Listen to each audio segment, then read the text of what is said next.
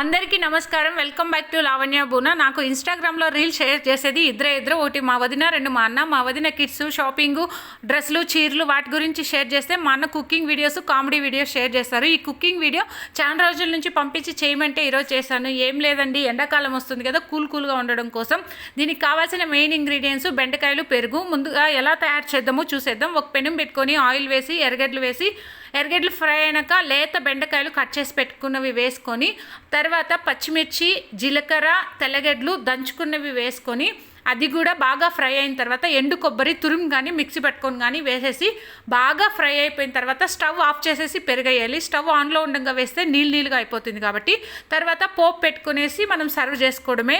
ఎంత సూపర్గా ఉన్నిందో అంత సూపర్గా ఉంది. ఇంకా మా అన్న పంపించాడు కాబట్టి వాడికే పెట్టేశాను. సూపర్గా ఉందన్నాడు. అంత ఈజీగా మా అన్న వంటలు సూపర్గా ఉందని చెప్పడు, కానీ నిజంగా ఈ వంట సూపర్గా ఉంది. మీకు కూడా ఎవరైతే ఇన్స్టాగ్రామ్లో రీల్స్ షేర్ చేస్తారో వాళ్ళకి